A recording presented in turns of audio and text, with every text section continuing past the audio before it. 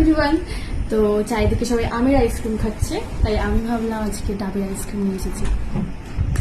এই যে একদম গ্রিন গ্রিন গা হচ্ছে, এই আইসক্রিমটা টেস্ট করে দেখবো। এই আইসক্রিমটা খাওয়ার আমার মায়ের ভীষণ ইচ্ছা ছিল, তাই আজকে কিনে নিয়ে এসেছি।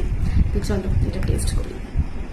আমুলের আইসক্রিম আমার এমনি বরাবরই ভালো লাগে, কিন্তু এরকম আইসক্রিম সেরকম ই করিনি। সবাই তো খুলতেই পারছে না, আমার তো বোধহয় খোলা হবে না। আমার গায়ে জোর নেই, আমি এটা খুলতেও পারছি না, খাওয়ার বেলায় রয়েছে। কি করে খোলে? হাই কপাল, আইসক্রিম এনে তো খুলতে পারছি না কেন আমি? আউ, খুলতে পারছি না। খুলে দে তো একটু, একটু খুলে দে। খুলে দিয়েছে, আমার দ্বারাই হয়নি। এবার পারবো তো? তো এই যে ফাইনালি খুলতে পেরেছি। এই যে, তো এবারে টেস্ট করে দেখবো। আমি ভেবেছি বোধহয় গ্রিন কালার হবে, তো পুরো হোয়াইট কালার। দেখি কেমন টেস্ট। চলো এই আইসক্রিমটা টেস্ট করা যাক কেমন খেতে।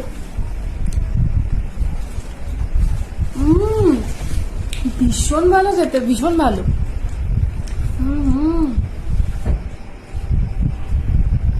মানে পুরো ডাবের ওই শ্বাসটা মুখের মধ্যে পড়ছে। মানে আমি ভাবিনি যে এত দারুণ টেস্ট হবে আইসক্রিমটা।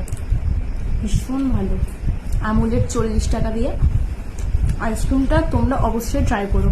এই যে আমুলের ডাবের মাস্ট ট্রাই দিস, ভীষণ ভালো খেতে। আমি আশা করিনি যে ডাবের শ্বাসটা এরকম পুরো স্লাইস করা মতন থাকবে, গালে পড়ছে, আরো বেশি ভালো লাগছে। দারুণ ভালো লেগেছে এটা আমার।